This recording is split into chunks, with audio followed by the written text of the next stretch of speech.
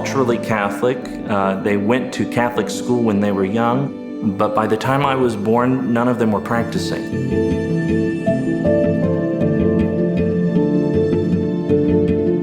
I think one of the biggest challenges is the fact that I'm an only child.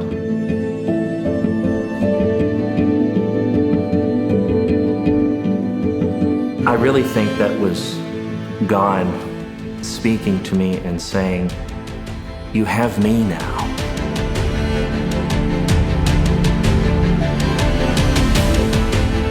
God pulls at our hearts. He invites us into a loving relationship with Him.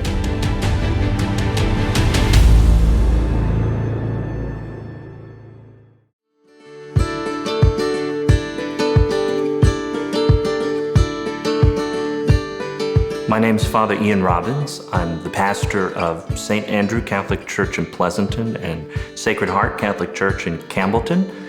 I'm also the spiritual director for Our Lady of Grace Catholic School here in Pleasanton. And I've been here for just over 2 years, beginning July 1st.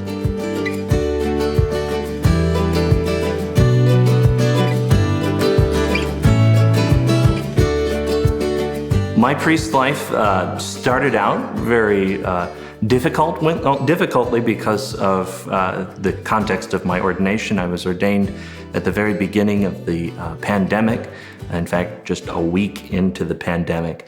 But aside from those difficulties that I think all of us faced, it's been a true blessing for me. I had a wonderful man as my first pastor when I was a parochial vicar, who taught me so much, both in ministry and caring for people, on the business side of things that you don't necessarily learn in seminary, and on general and just how to be a good brother priest to your brother priests. He's still a friend of mine today.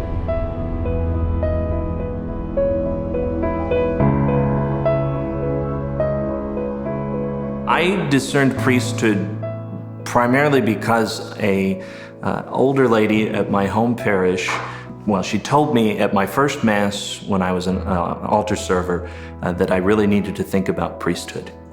And it kind of stuck in my mind ever since. Well, I was born in a family that was, they were Catholic. They were culturally Catholic.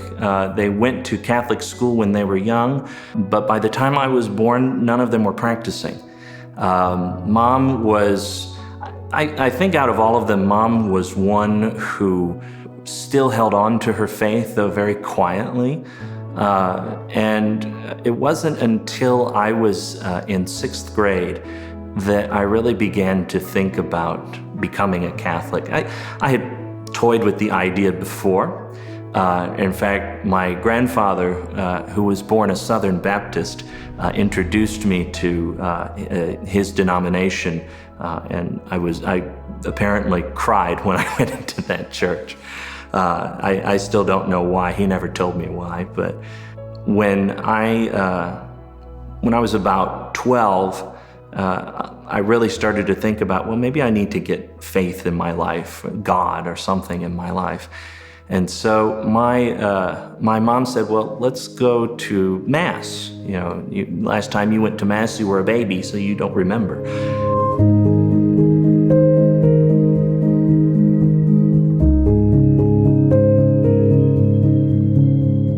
So we picked St. Mark the Evangelist. It's my home parish. We walked in, and I believe it was the second Sunday of Easter. It was Divine Mercy Sunday. I walked into church, and I immediately just felt at home. I knew that this is where God was. And I mean, the rest really after that for my journey in Catholicism just happened like one after another. I entered the church March 26, 2005. I became a Catholic, baptized, confirmed, received First Communion. About a month after that happened, my grandfather passed away.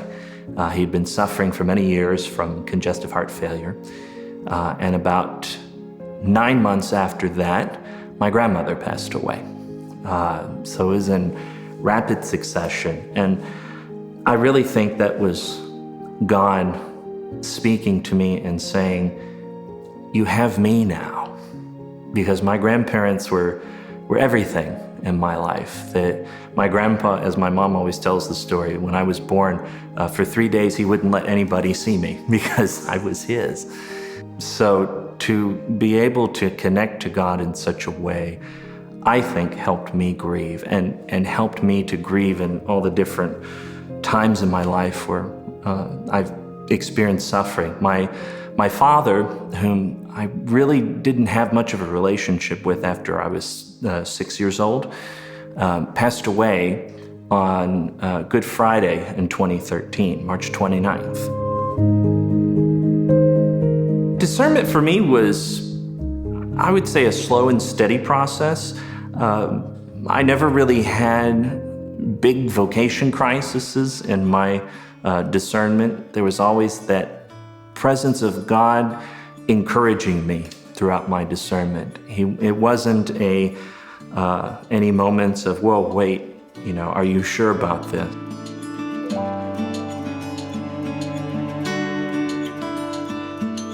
I enrolled at Texas State University in San Marcos. I was really interested in becoming a journalist. When I was a little kid, I thought, first, I'm going to be a garbage man. I'm going to go and collect garbage, and it's going to be great. I used to see them on the back of the garbage truck, and I thought that was the coolest thing. Then when I was about 10, I started watching the Brady Bunch, and I thought, that guy's really cool. Maybe I'll be an architect. So I really thought about becoming an architect, got into math a little bit. And then in high school, I was introduced to yearbook class and became part of yearbook, became part of broadcast announcements, and it really drove a desire in me to think about journalism.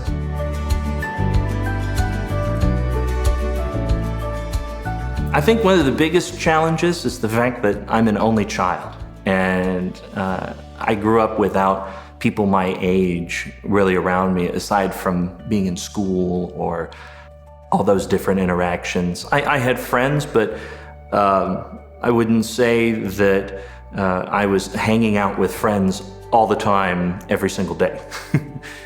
I was around older people a lot. So coming into an environment where I had a lot of peers who were my age was a little bit different. And having to learn, really, God called me out of my shell and taught me to be humble, to accept fraternal correction, and to learn from it. I really think that time and time in university, where I lived in a household with 13 other guys, all Catholic except for one, who were all good, faithful men, taught me a lot about caring for the needs of others and not just worrying about myself.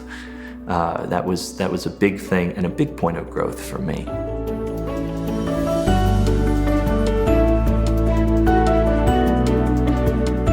I always go back to this story about the first time I met Archbishop Gustavo. He had just been appointed the ordinary about a year and a half before, and he was at my home parish for a visit, and I was home from college. And I had told my pastor, Father Kevin, that I was seriously discerning the priesthood and was interested in becoming a priest maybe one day for the Archdiocese. And I don't know how he did it. He arranged for me to meet with Archbishop one-on-one. I wasn't sure what to make of it. I'd known his predecessor, Archbishop Gomez, through ordinations and things like that, but I never expected that the bishop would take time to meet with me one-on-one. We met for almost an hour and just got to know one another and talk. And I really credit a lot of that conversation with me entering the seminary for this archdiocese. I'd been given an opportunity to discern with another diocese because Texas State's in a different diocese, but I felt my heart really being drawn back here. And a lot of this because of Archbishop's warmth, his fraternal love, and the fact that he took time to really invest in me. And it even continued after that. He arranged for me to go to Christmas Eve Mass, midnight Mass at the cathedral, and he had me sit in a special reserved spot and asked one of the seminarians, who's now a priest, Father Michael English, to sit with me that night. So it was me and my mom and Father Mike, and that was really special for me.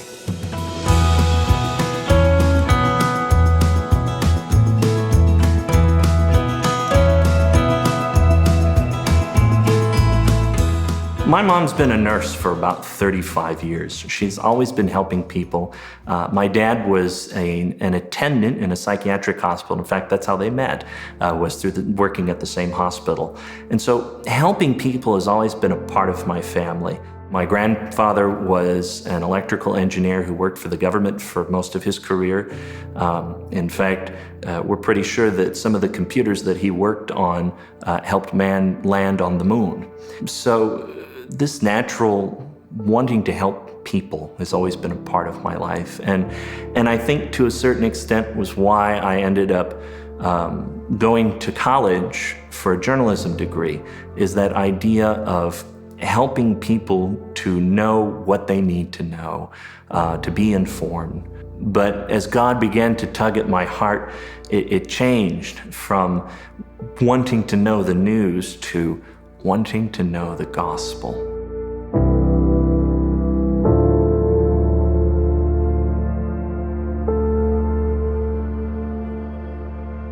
When I was baptized, I remember very clearly having all the water poured on my head. Father Kevin used this gigantic pitcher and poured 3 big things of water over my head. I laughed later. I said, I must have been really sinful and needed it all washed away. But I remember how special that was. And that evening at the Mass I came into the church, they asked me to bring up the gifts. And so here I was, this new Catholic, shaking like a leaf, bringing forward what would become the body of Christ that would nourish me that night for the first time. And for me, I felt God intimately connecting and saying, you're mine now, and you're forever safe with me.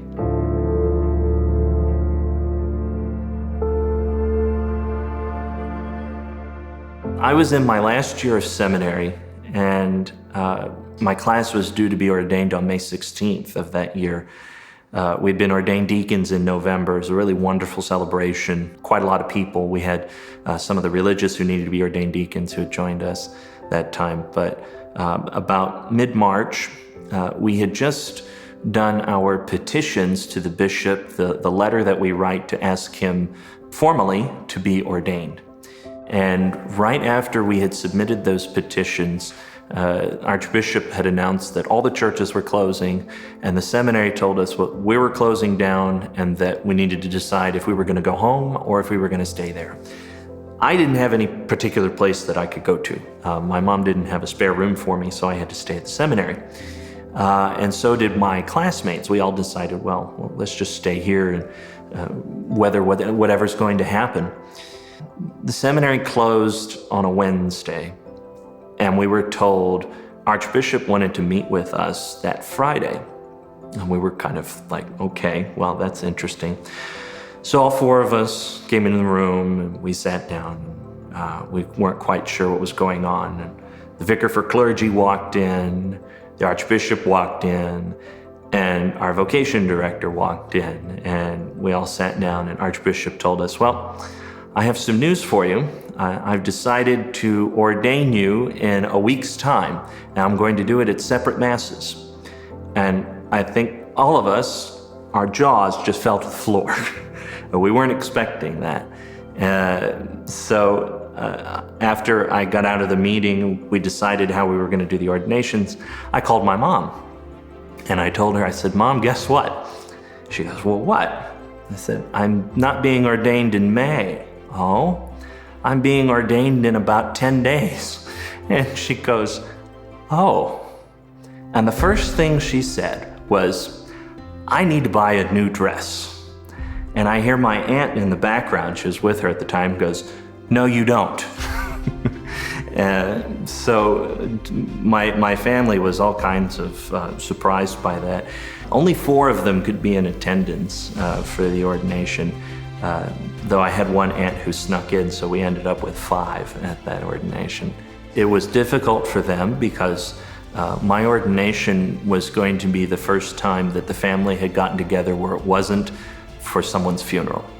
Most of the time, that's when we were getting together. So to say that they were sad was an understatement. But there was still this sense of joy, this sense of, God is truly working in our family and really guiding us and loving us for where we're at.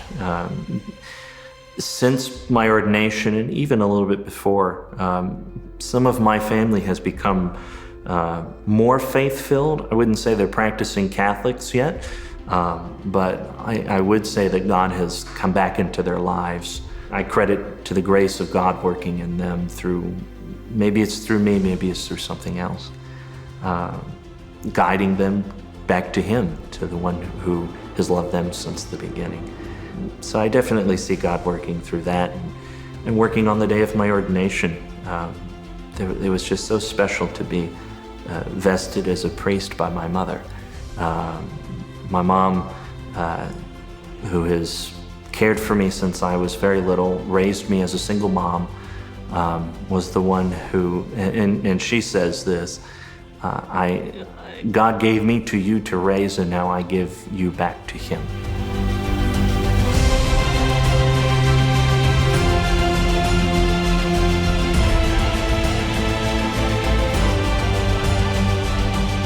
There's always something going on here. Going out to a rural parish, I was assigned as a parochial vicar to St. Monica and Converse, which is a very busy parish. There's a school there with about 200 students from pre-K3 through 8th grade. So they always had sports, always had all those kinds of things going on. There were multiple masses going on. It was just a very, very busy place, like 3,000 plus families. So coming here, I had the expectation that things would be a little slower. There were only about 840 families. We had daily mass, but there's only 1 priest and 3 deacons here. So I thought, well, it's going to be slower. And God proved me wrong, as He usually does. There's always a mass going on here. If we don't have a daily mass, there's a funeral, or there's a wedding, or there's a quinceañera going on. There's always activities with the school going on. In fact, during the school year, one of my favorite things to do is to go out in the mornings and greet the students as they come in car line. That's a really special thing to do.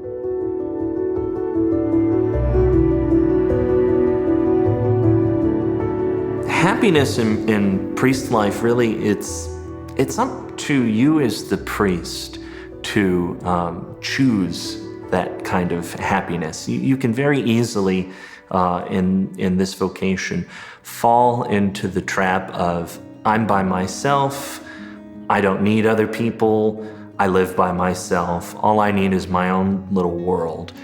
And that very easily can lead you down a road of emptiness, of eventually despair in your life.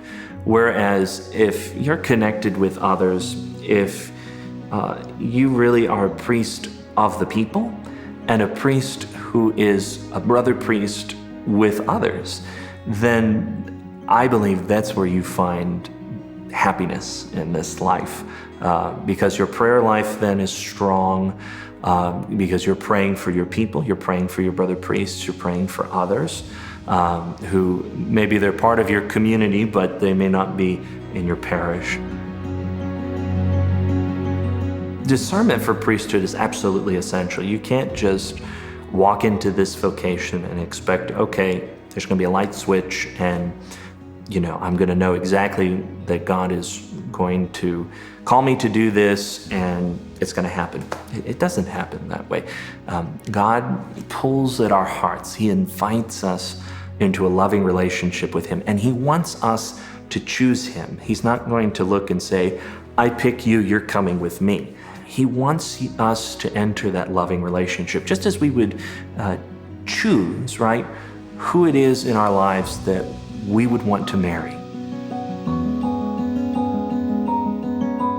I think my mass communication degree never really left. I ended up still doing some, I still have a camera where I go and take pictures from time to time.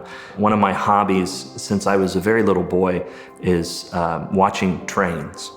And I've always dreamt about going and doing some kind of amateur rail photography. So I still do a little bit of that. I still enjoy being able to do things with our communications department with the Archdiocese. Once in a while, they'll call me up for this or that. I got to go to the CTSA banquet and see John Quinones receive an award, and for me that was really special because I've heard of John Quinones since I was a little boy, watching him on TV. So I don't think communication ever really left. It's still very much part of who I am, and I think to a certain degree influences who I am as a priest. People tell me all the time that I'm a very good homilist, and I credit some of that to my journalism degree.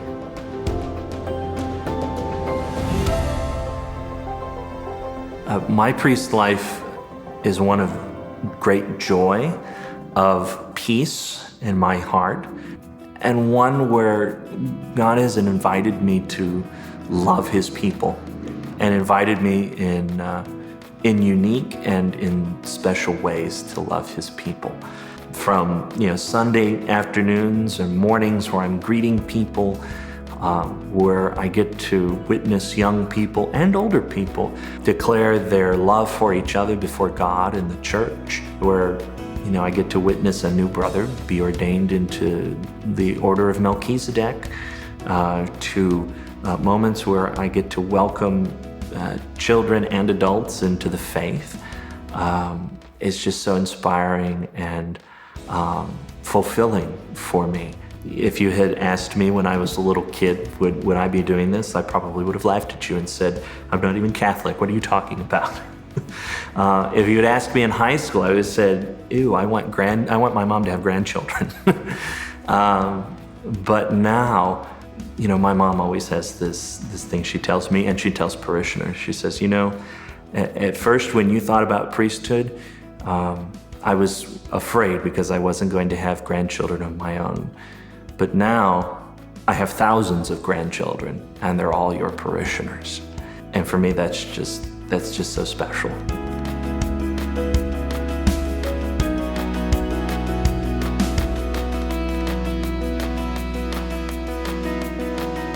What is the ultimate goal? Heaven. I want nothing more than to be in union with God, who has created me from the beginning. And He's called me in this way to be His priest, and to one day to join my family who've gone before me. I can't wait until I see my dad again, and I can embrace him and hug him and love him, because I know he's been there since he passed away. That to really get to see my grandparents again and tell all of them how much I love them, and to ask them how much has God loved them while they've been waiting. And I look at the generations that are in the church now, and I think, one day that will be them. And it brings so much hope to my heart, and really drives my ministry every single day.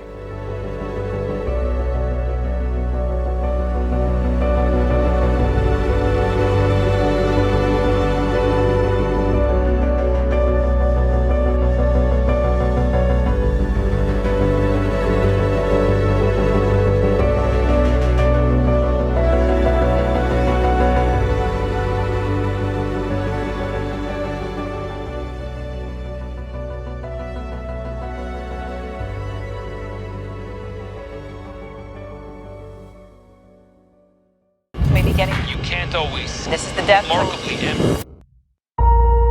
Turn back towards God. Rise up.